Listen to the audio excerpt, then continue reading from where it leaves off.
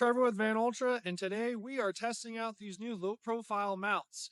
Our goal is to try and have a squeak-free, quiet ride with this roof rack. Now, this rack itself has a lot of movement. There's a lot of wiggling and jiggling going on. So our goal is to try and eliminate those rattles and try and make sure that they can hold up to off-road use.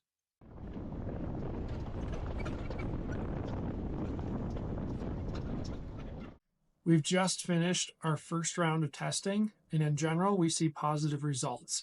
It doesn't seem like the tent mounts themselves have much play, and there's not much movement or noise coming from them. But what we have seen is that the tent itself has excessive movement in it. And one of the reasons we think that the excessive movement is because the two crossbars that are supporting the tent don't have enough rigidity to prevent the tent from bouncing up and down. What we can see is the two crossbars are physically bending in the center with the weight of the tent. Now, this is a 200-pound tent, so this is a little bit more on the extreme end, but we want to be able to design for most tents on the market. So what we want to try and do here is use these rubber pads in the center of the tent. Now, this is just some high density rubber that we electrical taped onto the crossbar. But what we think this is going to help. The reason being is that the center of the tent is going to be supported, and there's going to be one more crossbar holding the weight of the tent up. So as the vehicle's bouncing on rough terrain, we're hoping to distribute the weight of the tent a little bit more evenly so that two of the bars aren't supporting all the weight and doing so much bending. Our next steps are to lower the tent onto the rubber pads and the mounts, clip in the rear mounts, and take this for another round of testing.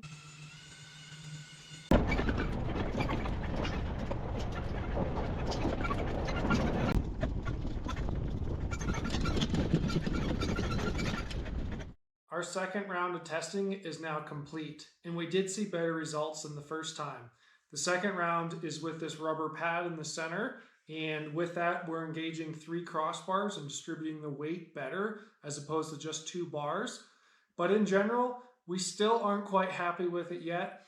What we can see is when there's big hits, the tent can actually flex all 3 crossbars and come down and contact the roof rack, which we're not a fan of. So one solution is to space the tent up higher. But what we're going to try next before doing that is to try and distribute the weight across more crossbars.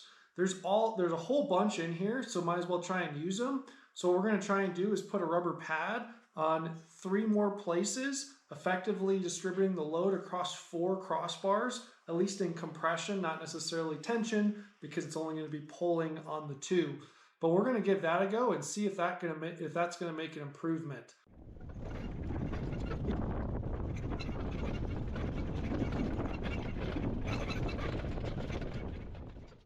We just finished our third round of testing, and from what we can tell, there's 4 unique noises coming from this tent and roof rack. The very first is the tent itself coming down and contacting on the rack. And we think that's mainly because the gap between the side extrusion and the side plates is only about 3/4 of an inch, just about the size of your finger. It's not that much. So when on some of those big hits, the rack itself flexes and the tent comes down and contacts. Now for us, it's worth spacing the tent up more to prevent that from happening. The second noise that we're hearing is more of a creaking sound. And from what we can tell, it's actually the extrusion and the side plate kind of creaking as everything's moving and wiggling around. Now there's no isolation between these 2 parts. It's just aluminum on aluminum. And I think that's the noise that we're hearing as the tent is flexing the rack and moving around on the bumps. So what we're going to try and do is to try and put a little bit of a nylon pad in between the crossbars that are attached to the mounts and the side plates. So essentially we're just going to mount to the front crossbar and the rear crossbar. And I think that's going to be able to solve that creaking noise. The third and fourth noises are very soft and they're very light thuds. The first thud that we're hearing is actually the belly of the tent tapping the rubber pads. Now it's a very soft, light noise. That's not a problem, but we can hear it. Now the fourth noise that we're hearing is this ABS plastic just tapping on the extrusion. And that one's also very light, but noticeable. So what we're gonna try and do is further resolve these noises and creaks. We would love to have a really smooth, quiet ride. So we're gonna dive into the next iteration to see if we can get rid of that creaking sound. And after that, we'll space the tent up a little bit to try and get rid of that big clunk from the tent touching. And if we can eliminate those two noises, then I think it's gonna be very tolerable for the trail.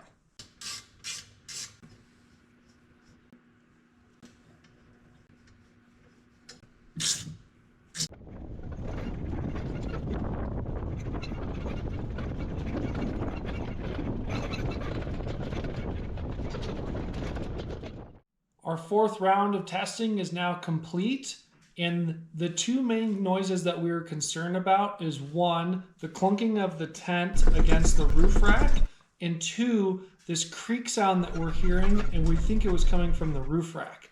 So on that last iteration, what we did was we add on these little nylon washers between the crossbar and the side plate.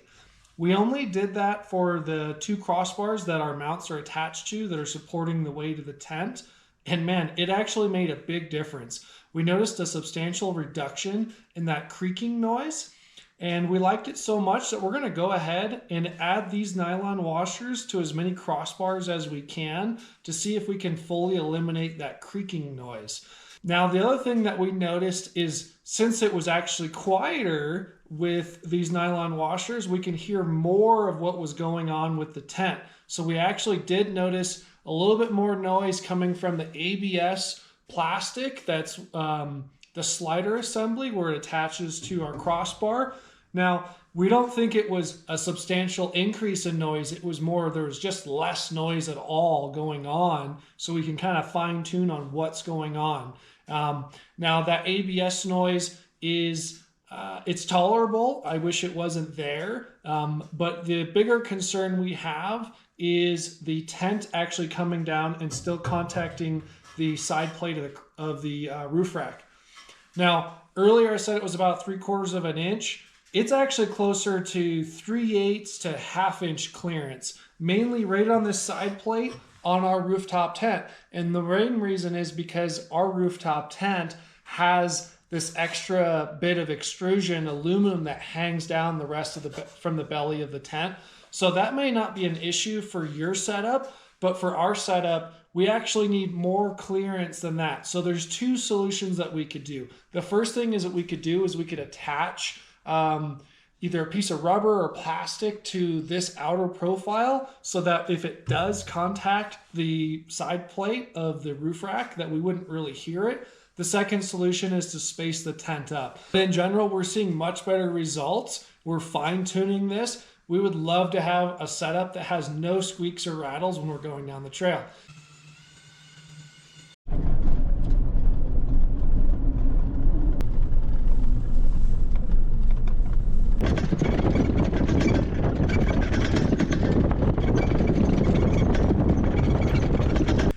Test number 5 is now complete. We reached out to the Sherpa team and they had some good input. They suggested to add in the rear crossbar that we've omitted. They said it actually add a lot of strength to the rack. It does seem like the rack has less movement with that rear crossbar installed. Now, the thing that we're noticing, it's kind of just unavoidable at this point, is that our tent is still contacting the rack. I can't even get my finger in here, it's so tight. So at this point, we're gonna go ahead and add in those 1/4 inch spacers and raise the tent up to a total of 1/2 inch, and hopefully we'll get rid of that clunking noise. For this next round of testing, we're getting a little more sophisticated. This is an accelerometer, and if you think as you're driving a car and you push the accelerator, the gas, you increase your speed. So what this device does is it measures the change in your speed. So if we attach this to the crossbar, we can measure how quickly the crossbar is moving and then extrapolate out the displacement as well. So as you can see on the graph here, as I shake this device around, I can get a plot and do a comparison so that we can better understand what's really going on. We just installed the accelerometer. We mounted it in the center of the front crossbar that we're mounting to. And with this, we'll be able to collect some data and understand how much this bar is moving.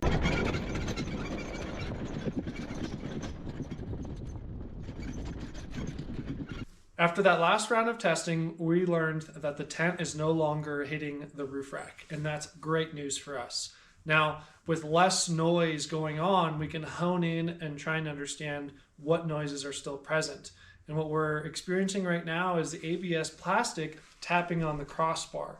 Now, you're going to laugh at us, but we're going to try throwing a little more rubber in there and see if we can eliminate that noise. So what we're going to try and do is shim in this really thin piece of rubber between the crossbar and the ABS piece of plastic, our slider assembly, and see if that will further eliminate all the noises. Additionally, we reached out to the Sherpa team, and their feedback was to take the crossbars and move them closer to where the mounts are that attach to the roof.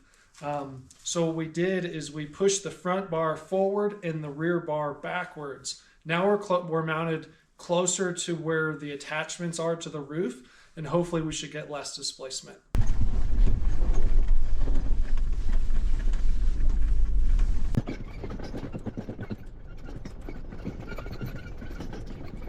So that is a wrap. After that last test where we pushed the front bar forward, the rear bar backwards, what we can tell is that there's less movement in the rack. And we're looking at the data to confirm that yes, that is true. We're getting smaller amounts of acceleration measured on the accelerometer. So that's good news. We're still hearing a little light tapping noise, and that's most likely coming from the belly of the tent tapping on the rubber pads. It's a pretty soft thud, but still noticeable. In general, this is leaps and bounds better than when we first started on test 1, where the tent was just bouncing everywhere, making tons of noise. We feel like we've pretty much addressed that. There's small little creaks and tapping and things like that, but we're magnitude less in noise. It's much more tolerable now. So we're going to move on to the next phase of the project, where we're going to do a small design change with the latch itself, as well as include a locking feature that keeps the handle in place. So that's the next progress where we're going to work on to. So stay tuned, look for the update for that video. All right, thanks for watching.